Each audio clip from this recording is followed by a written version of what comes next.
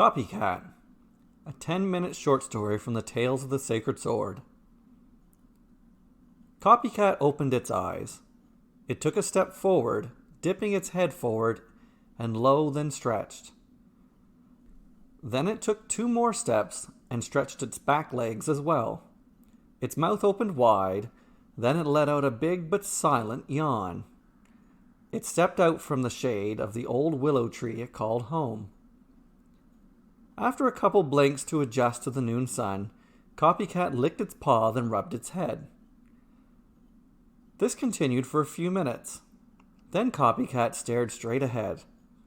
Copycat wasn't tired anymore. There was only one thing Copycat wanted, and there was only one place to get it. Copycat's stomach grumbled. It headed to the human town. Copycat trotted through the fields, then to the human road. Half an hour later, an old farmhouse came into view. The farmhouse was of no interest to Copycat, but the barn behind it was. Rickety and rotting, the barn was an eyesore to the humans, but a treasure trove to Copycat. Copycat ran along its narrow wooden beams as easily as if they were as wide as the barn doors.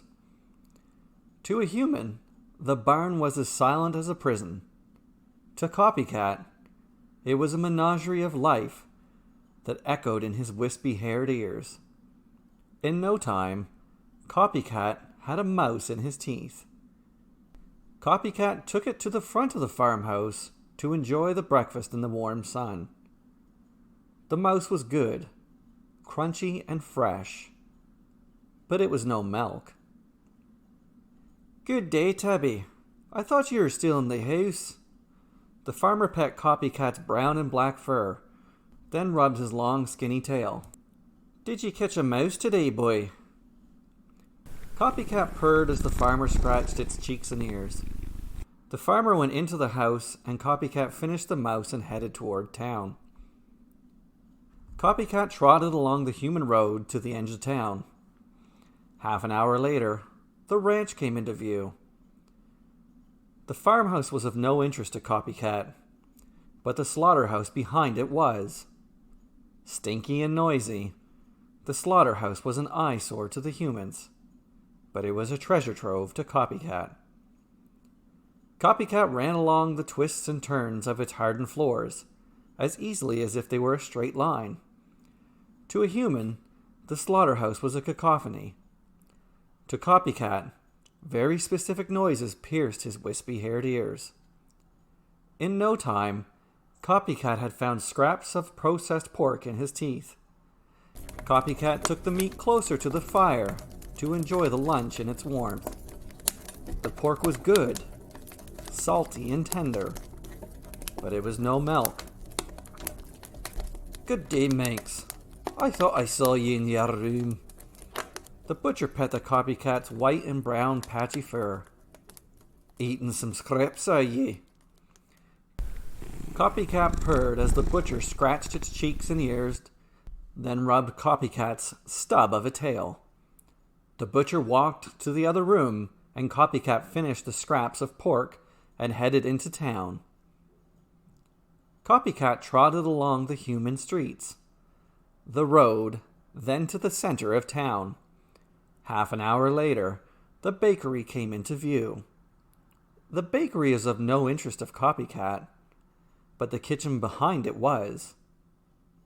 Crowded and confined, the kitchen was a delight to the humans, and a delight to Copycat as well.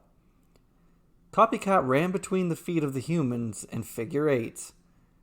To a human, the kitchen was where all the eclairs, turnovers, and donuts were made.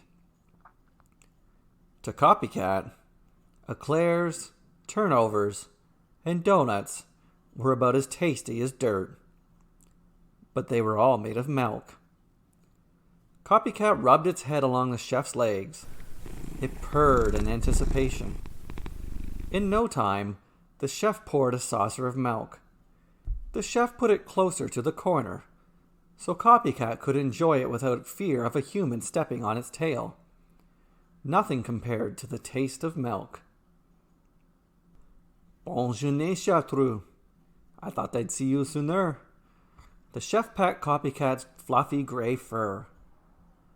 Have some milk, mon beautiful chat. Copycat purred as the chef scratched its puffy gray cheeks and ears, then rubbed Copycat's long and thick tail. The chef's eyes went wide, while Copycat had its head buried in the saucer, drinking the succulent milk. Another cat came next to Copycat. The second cat waited patiently for milk, its eyes focused on the chef, eager for its saucer of milk.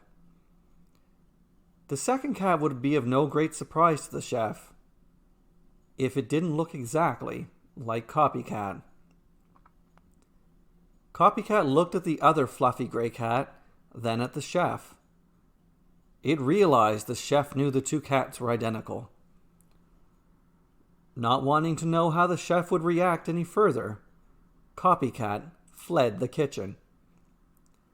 Copycat ran through the bakery, from the center of town, then along the human streets, out of town past the slaughterhouse.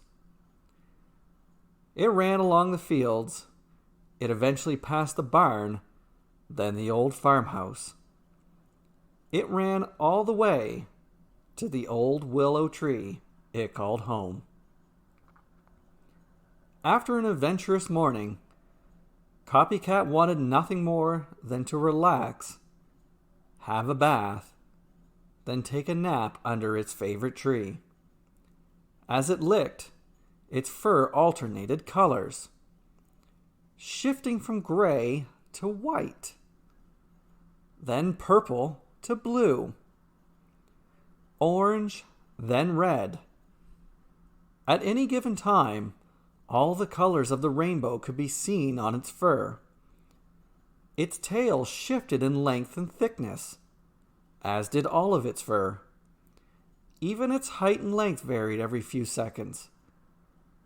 It was exhausting work changing your appearance, but it was worth it for milk. Then Copycat closed its eyes for a peaceful catnap. The next time your little kitty comes to your feet with a mouse it caught, or from scraps from your table, or begging for milk, take a look. Where did you last see your cat? And how can you be sure that it's your kitty and not the Copycat?